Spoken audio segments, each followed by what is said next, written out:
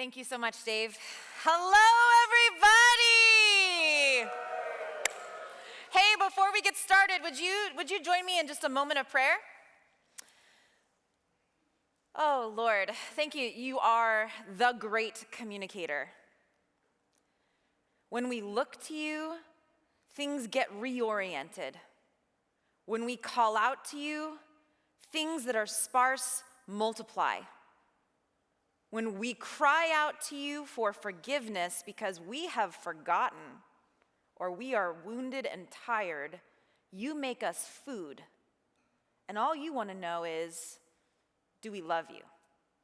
You are a relational God, and at the heart of that, Lord, I thank you for your grace and your goodness, and I pray that in our time together today, that you would touch each person with a very clear sense that you're with them.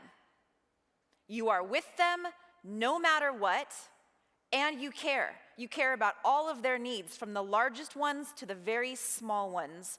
I pray that when they leave here today, they would know that you care. In Jesus' name, amen. All right, so let's get into this conversation. So where I come from, which is Seattle, Washington, sunshine is like a hot commodity, no pun intended. So normally in Seattle, we refer to our everyday weather as liquid sunshine, better known as, rain. And right after I graduated college, it was a hard season for me.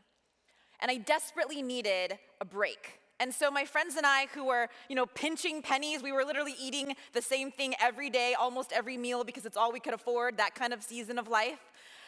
We decided to take a trip to Eastern Washington, where sunshine abounds in the summer, and frankly, there's a lot of snow in the winter. And I'm not entirely sure why in my mind I thought this, but I thought to myself, I just need a rest. I just need a break. And for some reason, I made the connection that I don't need to wear sunscreen by the lake all day long. At the end of the day, I started to feel a little bit weird. And I looked in the mirror, and I was as red as the Biola red that we sometimes wear. And all of a sudden, I was cold, I was hot, everything that even was remotely near me, not even touching my skin, but the idea of touching my skin did not feel good. If you've had a really bad sunburn, I see heads nodding, even the best kind of ointment and gel does not help. You just want to lay there and not have anyone be near you. Sunburns are hard.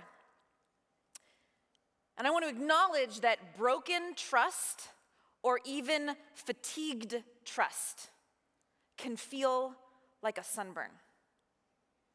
We're all a little bit tender in different ways. Just the slightest touch hurts, just the slightest bump is painful, and the desire is often to just be left alone or to do as little as possible. As a society, we have gone through a lot in the last several years, especially. And as a community, because I'm part of this community, I know we have gone through a lot. And I want to start off by acknowledging that we're all in different stages of sunburn today. Some of you are healed up, fueled up, ready to go, ready to move forward, and I am so glad that you're here because we need you. Some of you are freshly tender because of new changes, new loss, or new responsibilities. And I am so glad you are here today because we need you. Some of you don't quite know exactly what your role is right now, what to do, what move to make. You're willing to move forward, but you're just not quite sure how. And you know what? I am so glad you are here today because we need you. We need you. As we're moving forward to talk about these things, it's important that we acknowledge there are different stages of tenderness. And I wish, I'm a list person. I will tell you that sometimes I put things on a list I have already done if it's in the last hour because I feel like I could still cross that thing off. Feels good, yes. And I wish I could give you a list of 3 easy things that I could offer to you that when you leave here, if you do them, it's going to make everything better. I don't have that list. But I do have a few things that I can offer you that I do think, if you're willing to do as you leave here today, I do think it will make it better. Not perfect, but better. Here's what I'd like to suggest to you today. When we see communication as more than simply a tool, more than one of several things in our tool belts, when we see it as more than that, when we are mindful of the role and the impact of communication in our everyday lives, how we talk with others, in person, virtually, and even over email, how we talk with others matters. It matters a great deal. How we give feedback matters. It matters a great deal. Healthy communication is the healing balm to interpersonal and organizational tenderness and wounds. Now, for the sake of our time today, because we're going to talk a lot about healthy communication, let's define it. So we can talk about it in all sorts of ways, but here's how I'd like for us to understand healthy communication today. Healthy communication in the workplace is the ability to give and receive messages in ways that are truthful, kind, which is one of the fruits of the Spirit, and clear, which requires some bravery sometimes. Truthful, kind, and clear, with an awareness of your own ideas and feelings, as well as the conveyed or expressed ideas and feelings of others. That's healthy communication. It's the ability to give and receive messages in a way, it's not just to say how it is, that's actually very lazy, to just say how it is. We actually need to think about how it's coming across to other people. That's called compassion and discernment. It's also a lot of hard work sometimes. But we think about these things and the ability to be aware of others. So I promise you, I'm not just saying this because my area is communication. So check out what recent Gallup research polls tell us. At this time, at least in our country, 21% of workers actually feel engaged in work. Half of workers have one foot out the door. 51% of employees are looking for some other kind of job, and 46% of people would actually look for a different kind of job that either pays the same or less. So getting paid to pay the bills is very important. That's very important. But it's more than just money. It's more than just money. What's going on here? Check this out.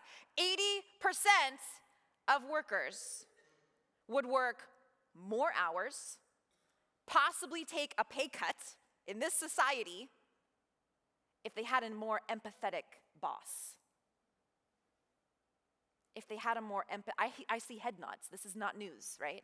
You know, it's funny, often the things that we talk about that seem like common knowledge are the things we neglect. It's kind of like sometimes in people in our lives, we neglect to say, I appreciate you or I love you because we take it for granted. When we take for granted things that seem obvious, bad habits occur. So, okay, first of all, what is empathy? When we're talking about empathy, and there's like, a whole bookcase full of definitions of empathy, but what is empathy? It's with this idea that you have the ability and the desire to seek to understand and share in the feelings of another, and to take action when you can. So empathy is actually cognitive, it's to seek to understand, it's emotive, it's a seek to feel, and it's not enough to try to understand. If you can help, you need to. That's empathy.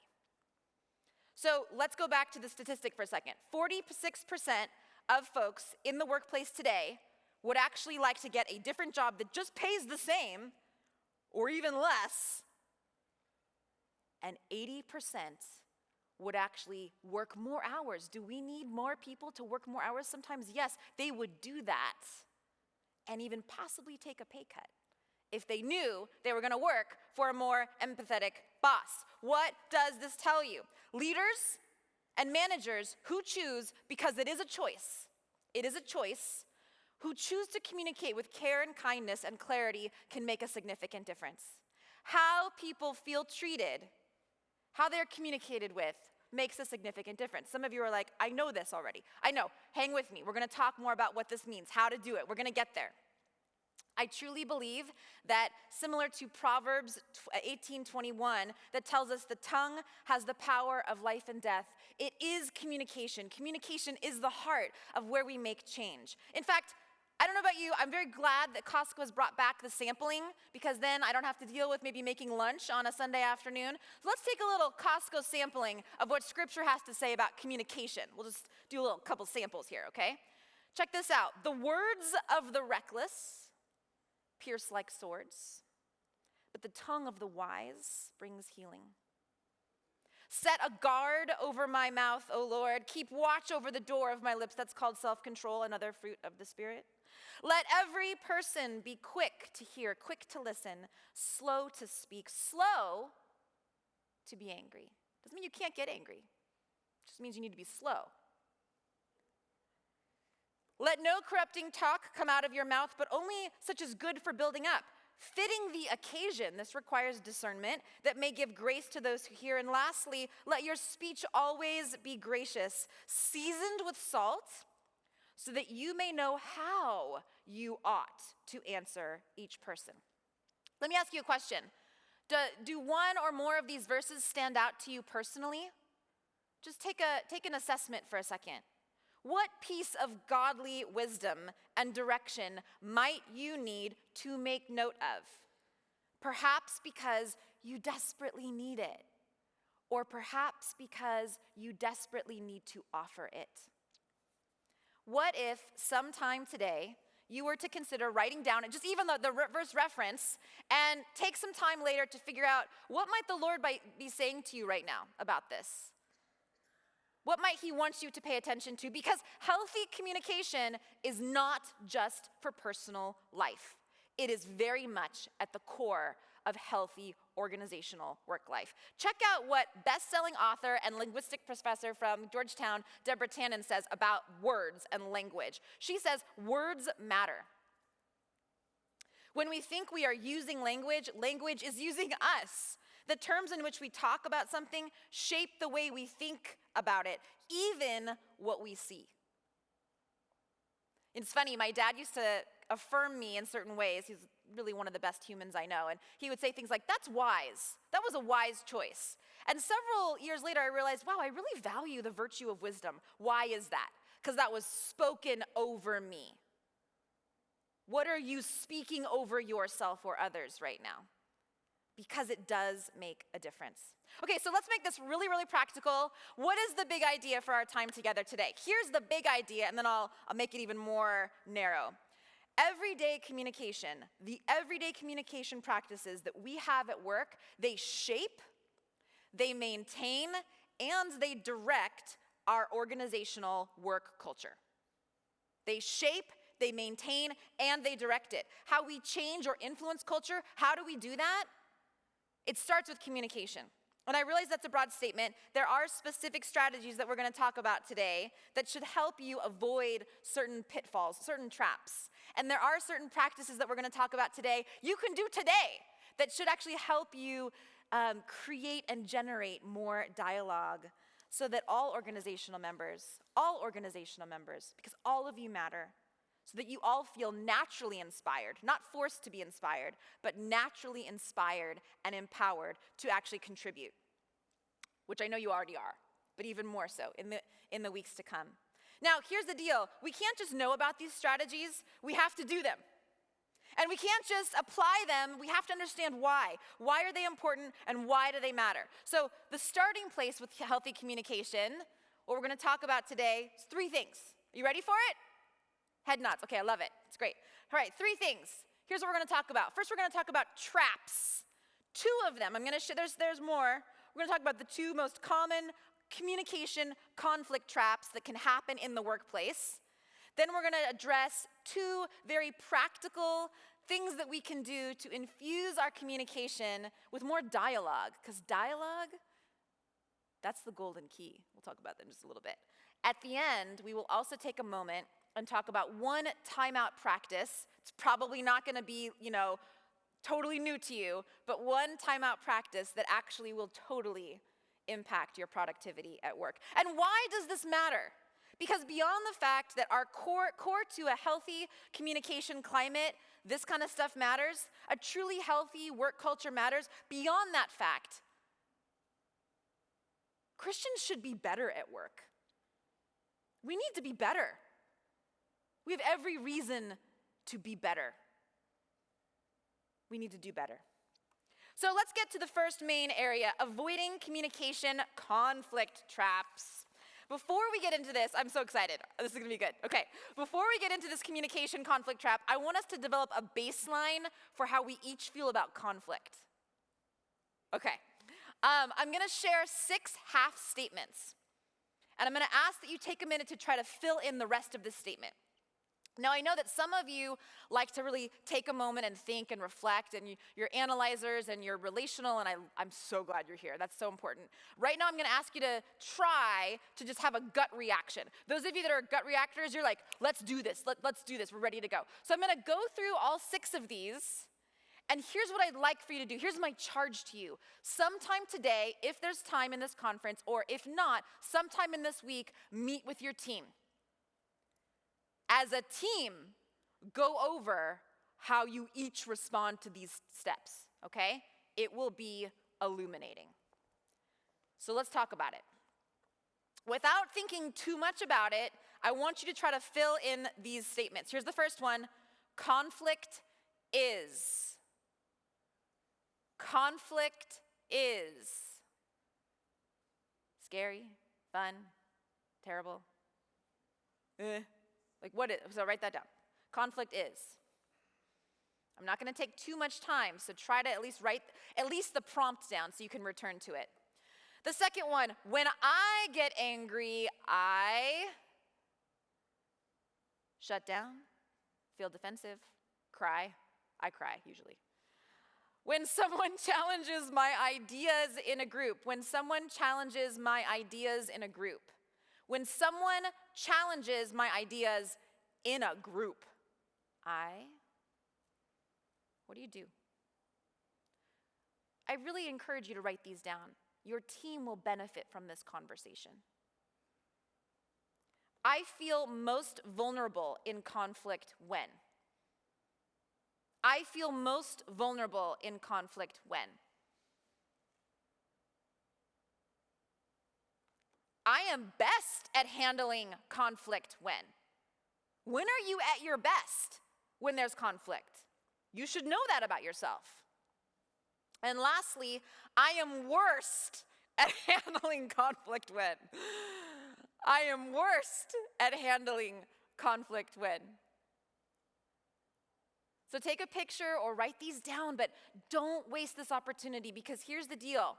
When we're thinking about conflict, we also have to recognize something else that's really core in communication, and that is communication anxiety. Anxiety is a real thing, and communication anxiety is a real thing. And here's the problem with communication anxiety. Communication anxiety looks like aggression or passivity. It looks like that, but that's not actually what the person is feeling. If you've had an anxiety moment, a true anxiety moment, there's a lot that happens physically to your body, a lot that happens mentally and emotionally that makes it hard to do anything. And so when you're experiencing communication anxiety as it relates to conflict, it would be really helpful if people on your team knew that you're not being aggressive or passive. In fact, you're actually experiencing anxiety.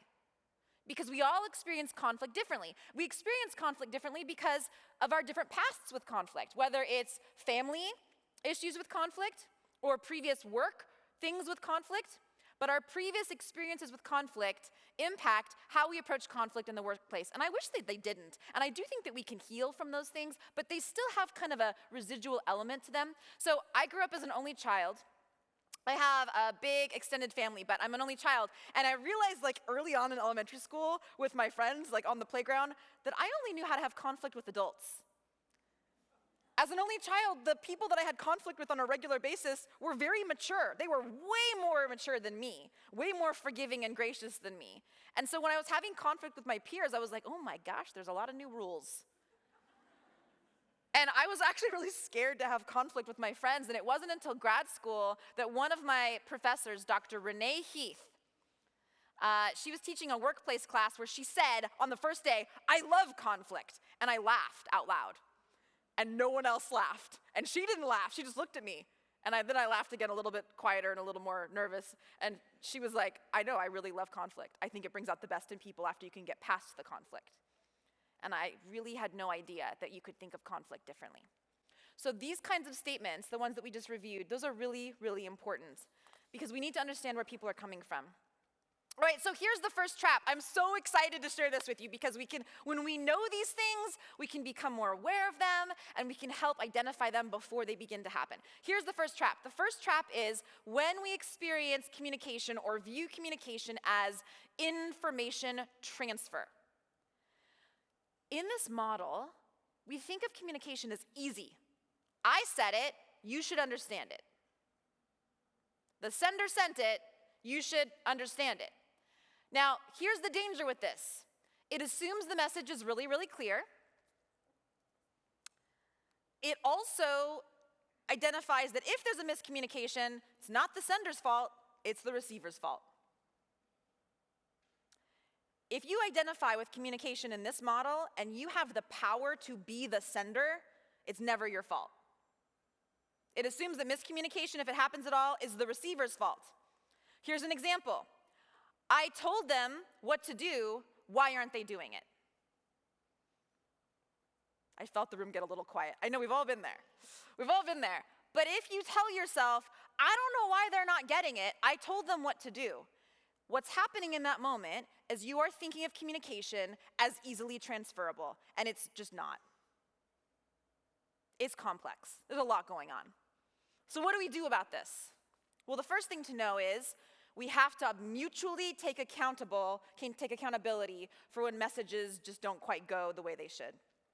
Maybe some of you know people in your life who, when a communication event happens and there's a problem, it's just never their fault. And the problem with this is that it's deceptive. Here's the thing.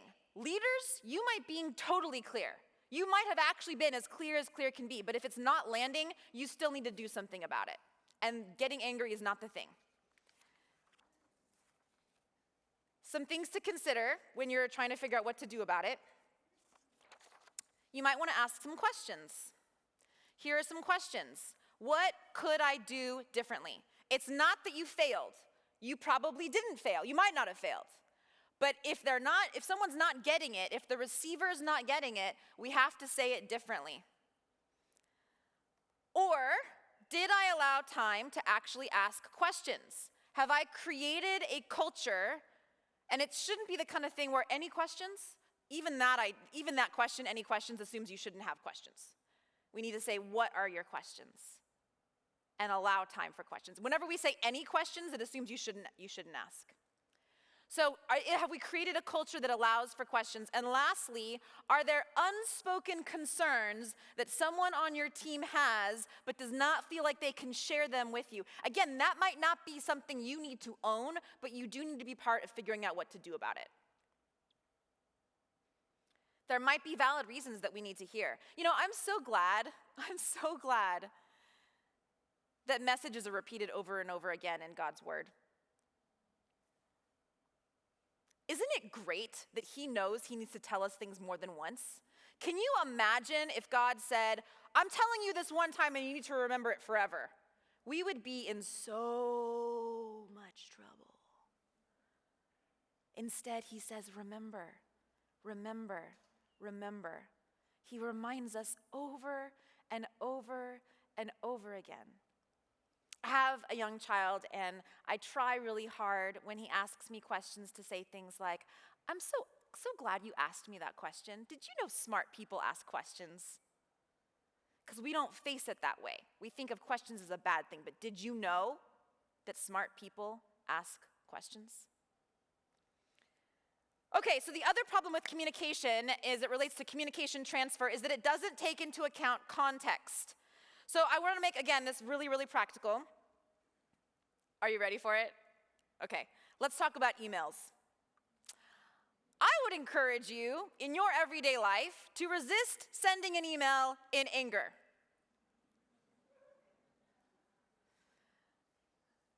It feels really good to send an email when you're angry, to get it out of your system, like when you've taken a bite of something that's terrible and you want to spit it out.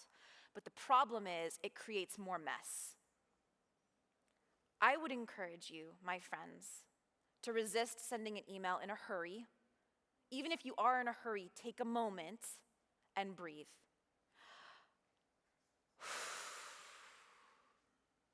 Just take a moment and breathe. Because if we, for the sake of efficiency, of getting things done quickly, if we do respond quickly and we forsake empathy, we're actually creating more work for ourselves. We're creating more work for ourselves, so we have to take a moment and take a breath. We need to consider the tone that we might be inferring in the email that we have received. So for example, maybe you've just come from a very frustrating other meeting. Maybe you're still holding on or carrying something from a frustrating encounter, and when you send this new email, you're bringing it in with you. Got to take it back. Remove the assumption as well from the other person. What if today, and in this next week, what if you just put a little note, a little reminder, what if today and in this next week, in every email you got, even if it wasn't perfectly worded, you assumed people were doing their best? How would that change the way you respond? You know, my dad always says, it's what you don't know that matters. It's what you don't know that matters. And when we receive emails from people, we have no idea what's going on in their lives in that moment. We have no idea what they're dealing with. So we got to be really, really careful if we infer tone. If we infer tone with that. All right, let's get to the second one. The second communication conflict trap that you can avoid after today is called discursive closure. Discursive closure is when we use language to close down a conversation that actually needs to keep going for a little while. Discursive closure is when we use language to close down a conversation. If someone has come to us and is upset about something, or asks a question, or is concerned about something, and we use language to close it down. Here's an example. It's not personal, it's business. I can appreciate you're upset about that, but this is not personal, it's business. That closes down the conversation and does not allow for the person to continue asking questions. In the Christian context, a discursive closure moment might be, just pray about it, we're all making sacrifices. First of all, that diminishes prayer, which is a very active personal communication. It diminishes prayer, and it does not take accountability to the aspect of prayer, which is watchfulness. We have to resist using discursive closure. If you're in a position of leadership and someone comes to you with a concern or a complaint, be careful of using expressions that close it down. Now, leaders, y'all need a vacation. I appreciate that there are things on your plate that no one has any idea about, and you are doing the very best that you can. But we have to stay curious. We have to stay curious. And I know that discursive closure is often unintentional. It's not always intentional. It's not meant to be mean. It's meant people are exhausted. They use shorthand language when they're tired. But the impact, how it makes someone feel, is different than intent, what you meant to do. Those are different things. Great leaders, great communicators make time for questions. Like, did I take a moment to really try to understand what this person is talking about? Did I think I knew, but I don't really know? Or what else should I learn about this person? What else? I feel like I'm missing something. I feel like the issue's not the issue. What am I missing here when they're asking me this question? Because a lot of times people ask a question, but they actually are asking another question. And if you close down the conversation, you don't get to the actual question that's going to keep coming up and bothering them. So we got to do something different. Now, here's the deal. At the end of the day, leaders have to make choices sometimes where they can't ask people their opinion on everything. That's just part of the rapid pace of work. But if that leader has the reputation of taking people's opinions to heart and deeply caring, then when they have to make a choice where they can't ask everybody's opinion, everyone trusts it. Everyone knows, I know that they did their best, and I know that I can trust what they just did when they take that time. Okay, so here's another pro tip. Pro tip, communication conflict traps happen when we value tasks over people. In the workplace, communication conflict traps happen when we value tasks over people.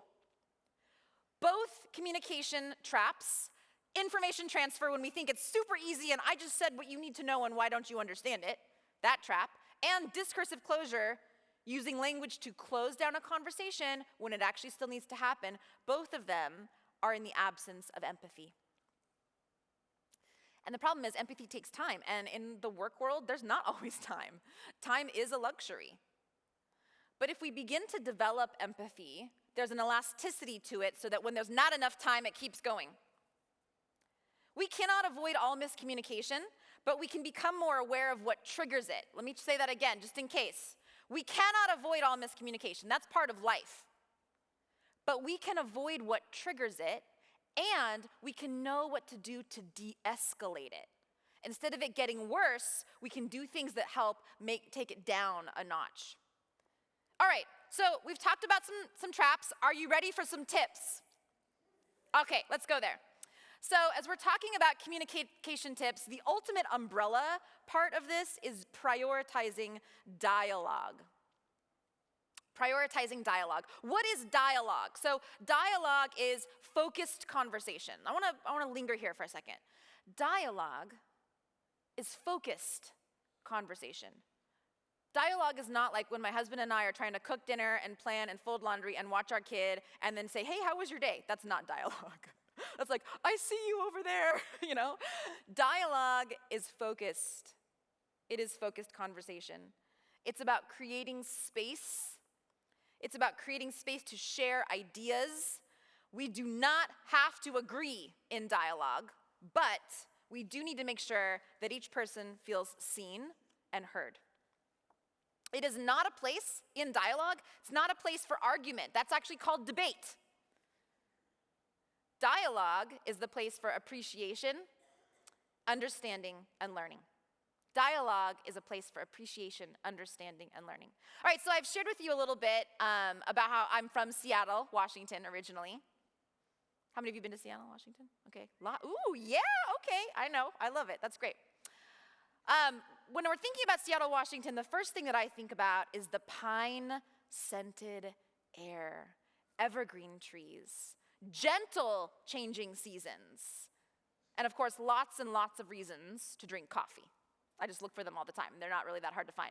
I know in this picture, there's not a lot of trees, but everything else around there is just trees. It's just like lots and lots of green and water, and it's beautiful. A little while ago, if you are familiar with Seattle, Washington, there was a massive rise in fandom because the Seattle Seahawks won the Super Bowl. Yes, go Hawks. Even my mom, who like barely follows the sport, put a bumper sticker on her car. It was like, there's a Hawk sticker on my mom's car, and I thought, what is happening to our world? I was recently listening to a podcast where Pete Carroll, who is the head coach of the Seattle Seahawks, was sharing about his leadership strategy. And what he said about the Hawks and the way he coaches, he firmly believes that the key to success in his team is healthy communication. So, no surprise. Here's what he said, though. He said one of the first things in healthy communication is to take accountability for personal failure. He also said to prioritize high trust. And he has all sorts of strategies to help do this, but one of my favorites, I love this so much, I want to figure out how to implement this, is Tell the Truth Mondays. Every Monday, they have Tell the Truth Mondays, and everyone comes together, and on Monday, they share everything that they're feeling. They listen and they learn. On Tuesday, they're moving on. They don't wallow in it, but they share it, and they move on. And they share it, and they move on. Tell the Truth Mondays. I love that. So the thing is, why is this important? It's because humans are not machines. Humans are not machines. Contrary to how we talk about ourselves, like, I just need to unplug, or I feel drained, or wow, that really recharged me. We're not actually machines. I mean, it's getting close because all the AI stuff, but we're not machines, right? We are complex, and we are literally designed by a relational God. We are made in God's image and made for relationship, and that does not end when we go to work. We were made for relationship. You know, the great psychologist Maslow created this hierarchy of needs, and perhaps some of you are really, really familiar with this, and others, this is maybe one of your first introductions. But the idea here is that there are, 5 basic stages. These have been finessed throughout the years, but the stages of need that every person has starts with physiological needs. We all need air and food and water and sleep. If we have those things, we can begin to think about security and employment, resources, health. If we're feeling like those things are happening, we can move to a place of interpersonal needs where we consider love and belonging. We think about friendships and family, and we have a sense of connection. If that is getting met to some degree, then we move on to intrapersonal needs or self-esteem needs, where we work on our sense of confidence and achievement. We feel respected. And if there's things happening here, that top level self-actualization, you know what that is? It's the ability to connect to purposefulness. It's the ability to exercise your creative muscles, feeling free to reach your potential. But guess what it also is? It's also the ability to accept your imperfections when you get to that place. They don't throw you as much. And you have a strong grasp of morals and an appreciation for life. In the workplace, if we don't make time for dialogue, to talk with each other, and we're asking someone to do something that involves level 3 or even level 5 need, but they're still stuck at level 2 need, then conflict can happen. I don't know why they're not getting this. And it might be that they're not getting this because they're still sunburned. They still feel tender about something, and you need to pull over and figure out what is needing to happen, what needs to happen. If we don't prioritize helpful dialogue, we miss out on learning how to help people that we're responsible for. I'm going to say that again. If we don't prioritize helpful dialogue, we are missing out on helping the people we are responsible for. We are wasting precious resources. It's as if we've locked up these treasures in rooms and we're not making use of them. For the sake of efficiency, which is being fast with short-term goals, we lose on effectiveness, which is being valuable and long-term goals. For the sake of efficiency, which is being fast and short-term goals, we miss out on effectiveness, which is about being valuable and long-term goals. So dialogue honors the personhood of the worker, and bonus, it actually helps in productivity. Time and time again, study after study shows this to be true. Healthy, helpful dialogue leads to greater productivity. Now, I want to be really, really clear, just in case some of you started to check out because you thought I was going here. I am not advocating for more meetings. I actually think we could slice about 1/3 of the meetings that we create for ourselves. I'm not saying more meetings. We know like death by meeting, we're like familiar with that term. I'm not saying that. I'm saying we need to create moments in the workplace for intentional feedback. What does dialogue in the workplace actually look like? What does dialogue in the workplace actually look like? Here's my tips. I have 2 of them for you. We're going to talk about mindful communication. I'm not talking about the secular understanding of mindfulness. I'm just talking about, thoughtfulness, mindful communication, and generous feedback. Okay? Generous feedback. So let's talk about the first one, mindful communication. Mindful communication versus like mindless communication. So an example of this would be something like, you see your colleague or your friend and you're walking in the hallway and one person's coming over here and the other person's coming over here and you're like, hey, how are you doing? Great, how was your weekend? Oh, it was awesome. So all right, see you later. That's called mindless communication. You're acknowledging, it's basically a really long hello. And instead of saying all of that to say hello, what if you said, hey, nice to see you? Because that could be true, but then you're not asking a question that you're not taking time to listen to. What if you said, hey, nice to see you? Or even just, hey, pause, have a great day, instead of, hey, how are you? And then not actually taking time to listen. The danger of mindless communication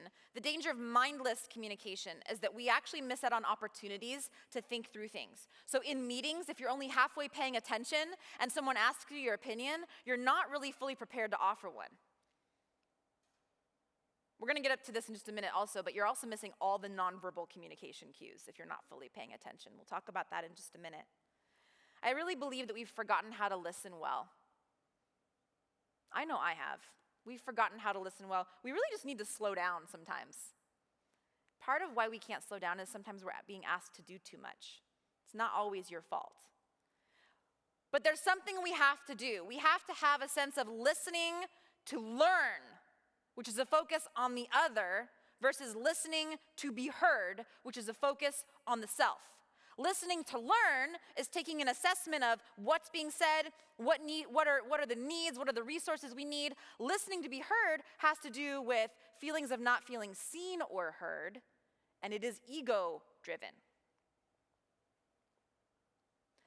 How do we do that? A necessary ingredient to listening is humility, and that's really a whole other conversation that I'd love to come and talk about at some other time. But for now, let's just say this. Humility is actually an awareness of your strengths and your weaknesses and not being distracted by either one. Jesus was humble, and he's not stupid. So he was aware of his strengths, but he wasn't distracted by them. Micah 6:8 tells us to walk with God requires humility. Walk humbly with our God. Humility is key to listening well in the workplace. Humility is key. All right, so as we're talking a little bit more about this, I want to offer you a couple of thoughts. What does mindful or intentional communication afford us? It means that we're recognizing, especially at work, that when you are listening, it requires a mental and relational purposefulness. It requires that you are literally fully engaged.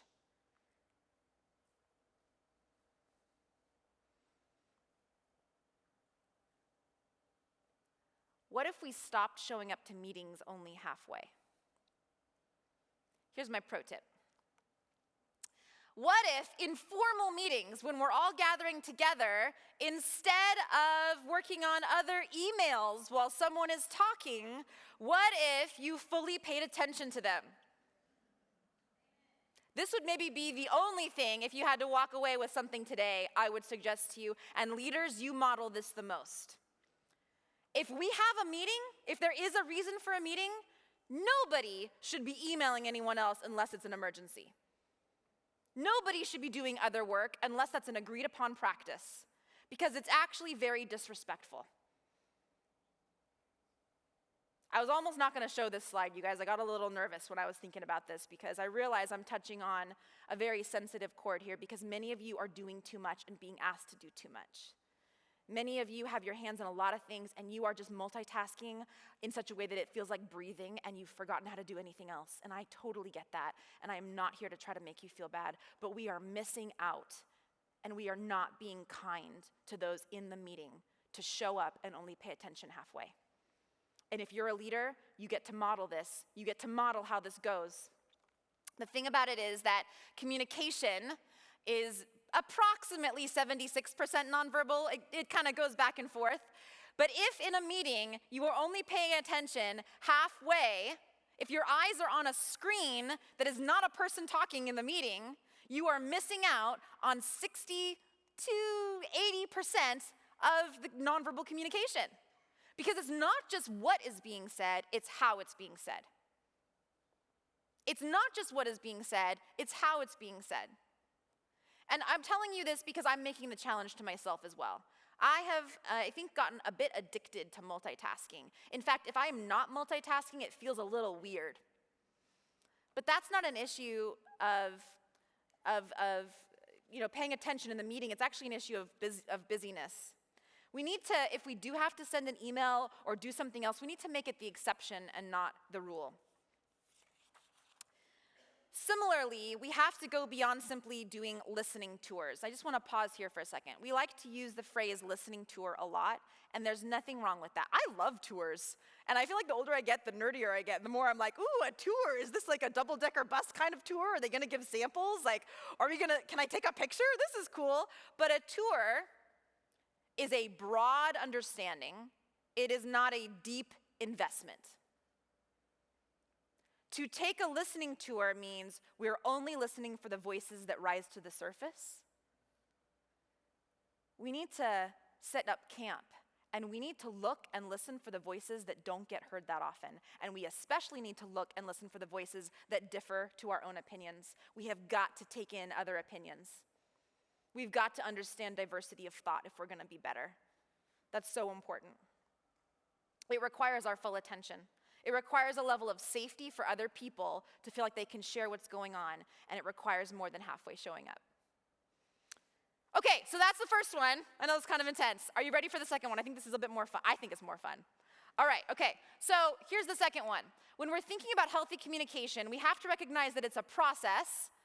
It really is the lifeblood, and a lot of times it comes through feedback. A lot of times it comes through feedback. All right, communication tip number 2, thoughtful, intentional feedback. Did you know, many of you are gonna nod your head to this, so it's not gonna be a surprise. Did you know that employees who don't feel recognized end up quitting in the next year? Like there's a high percentage of employees that if they don't feel recognized, they're twice as likely to quit. Now, recognition in awards is important. That's like really important, but that's one of several steps. To truly recognize someone is to invest in their growth and development. It's not just to say, good job. That's important. We do need to hear that, actually, a lot. But we also need to recognize in their growth and development. Feedback is an important investment, and when we're thinking about intentional feedback, we have to think about what does this mean? We need to be generous with our feedback. We should not, when we have a formal meeting with someone, and if we're the one in charge, we should not say things like, oh, you already know what you're doing well, and then just skip past that. We actually need to take time to talk about what they're doing well.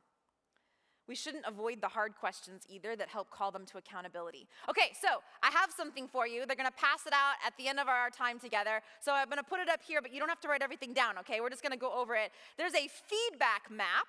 You don't have to use it, but I just want to go through to talk through the process of what actually good feedback includes, okay?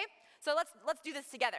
So we're talking a little bit about, as we move forward, we're talking a little bit about feedback and the danger of not having it. Here's what this is before we get to that map.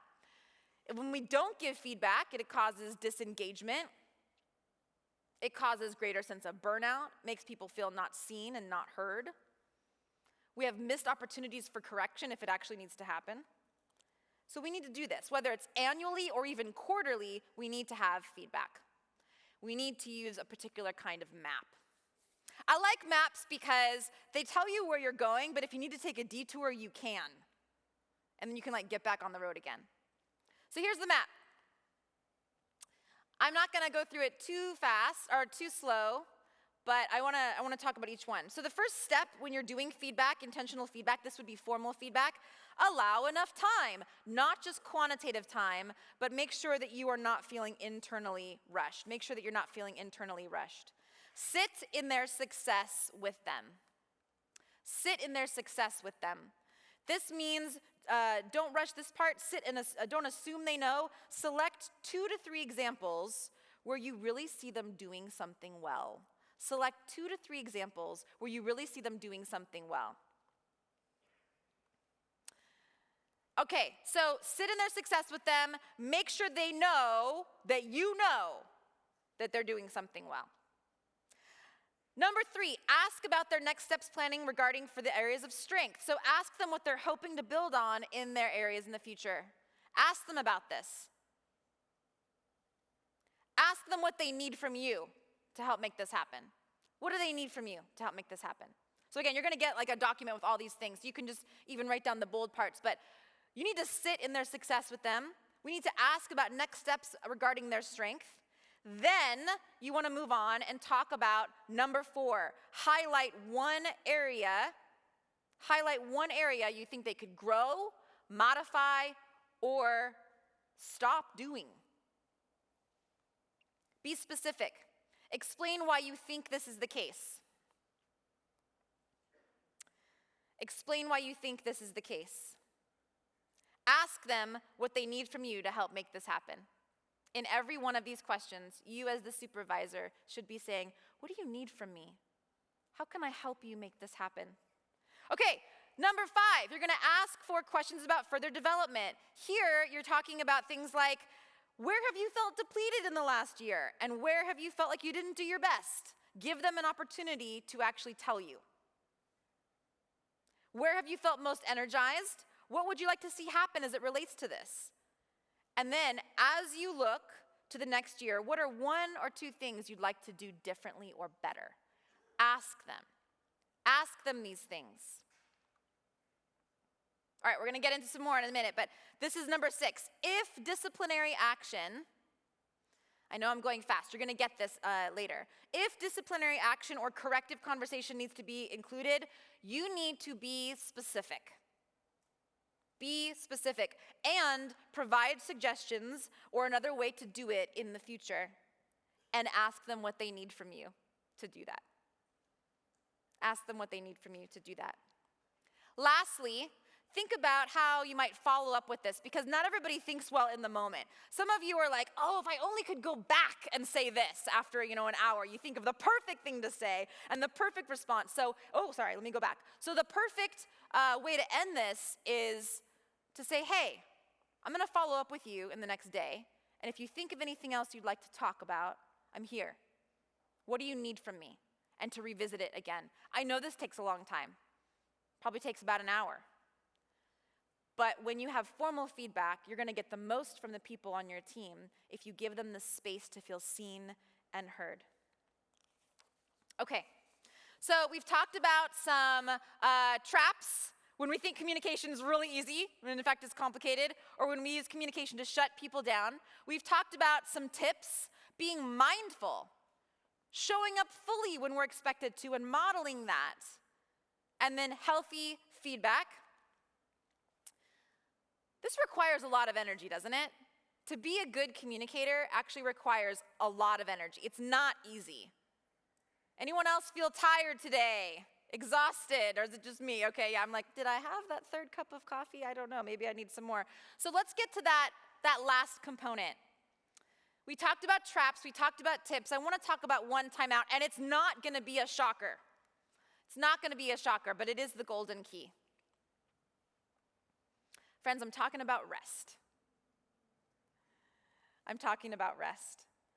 For those of you who are barely making it right now, you are so physically and emotionally and spiritually worn out that it is all you can do to show up.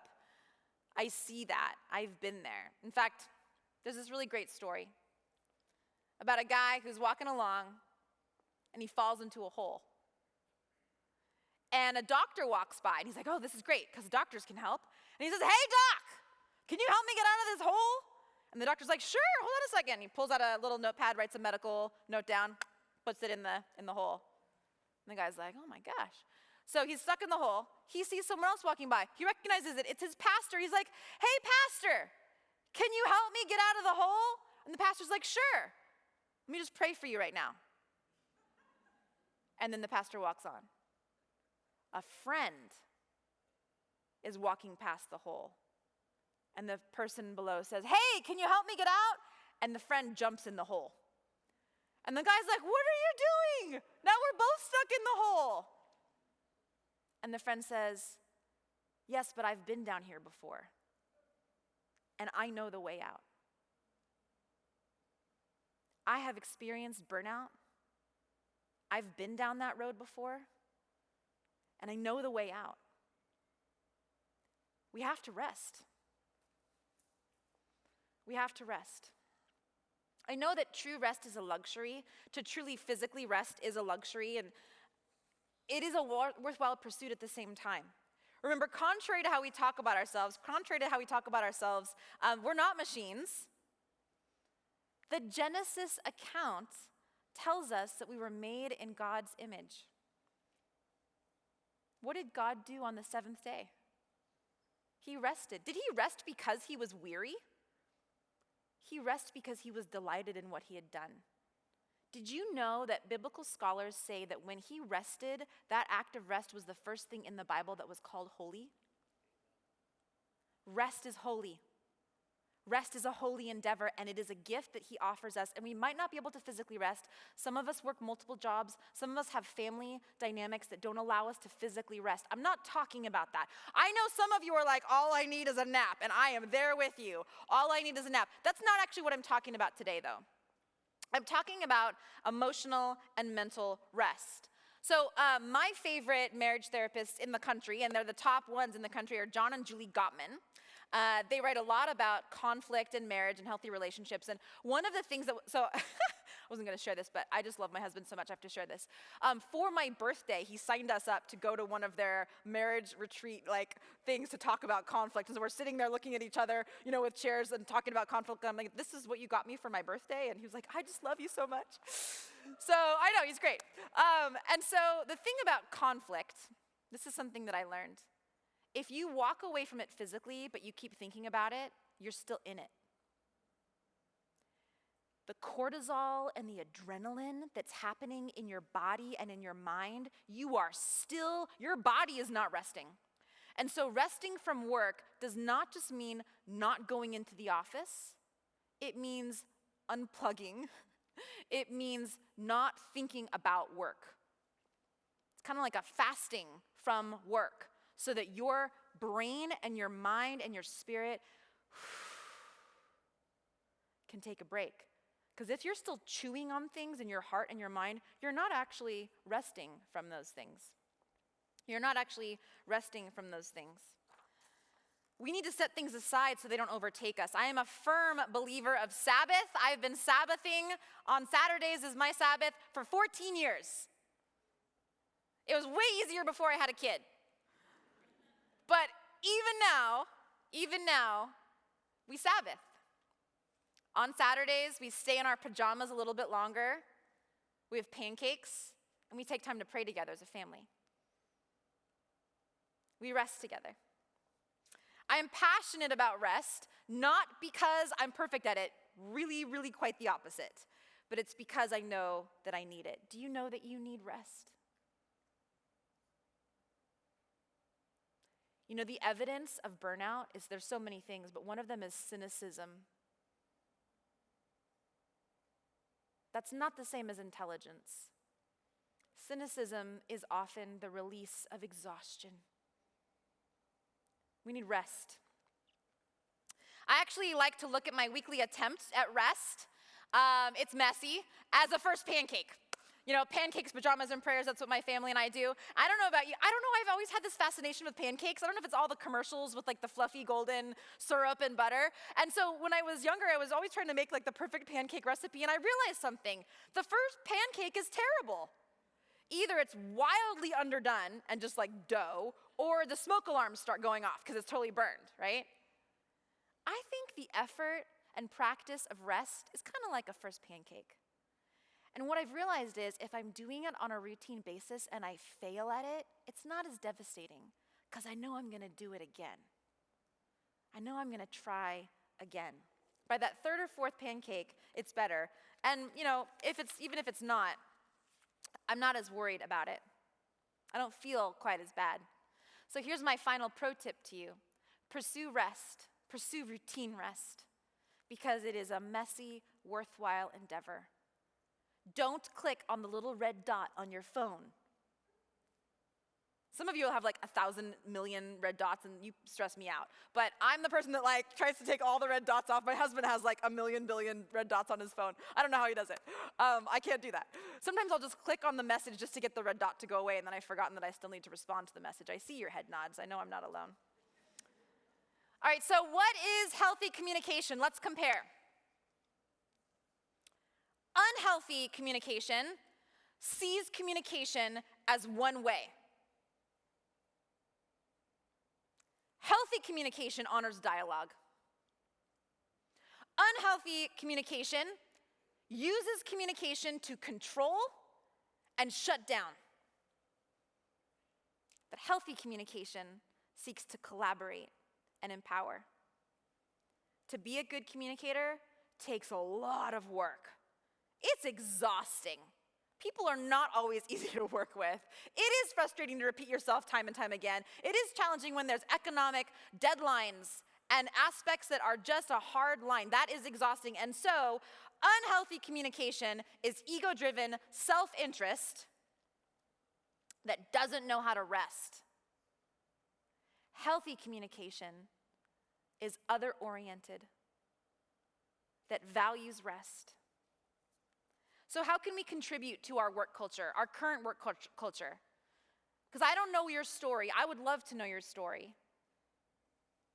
But a little over 10 years ago, I was walking on the campus of Biola trying to decide if I should come here to work. And I felt that Holy Spirit tap. I felt the Lord call me here. And there are hard things in every workplace. But there are also spaces where we can ask the Lord to come in and breathe new life, because this is a special place. You don't have to even feel that way today, but I'm here to tell you, it is a special place. Our students are so special, aren't they? They're incredible. We need to pay attention to our everyday communication. We have to look to avoid those traps. We have to stay present, and we really need to work on the effort of maintaining dialogue, and we need to have intentional times of rest. You know, I'm working on my first book on a healthy calling and burnout, and rest comes up a lot. Rest comes up a lot because it is one of those components. How do we do this? This is our wrap up, you guys. We're almost there. How do we do this? I love this little cartoon. The first step is the hardest. So what do? We break it into smaller steps. I know we covered a lot of ground. What's one thing? What is one thing? I'm actually asking you to really think about it, maybe write it down. What's one thing in our time together today that you might be able to say, I'm going to try that. I'm going to do that. And my encouragement to you is, if it's a first pancake, don't give up. Try again. I am praying for you. People are praying for you. You don't have to be alone in those moments that are hard. The sunburn will heal, and maybe next time we'll know, or at least I will know, to put on some sunscreen. God bless you. Thank you very much.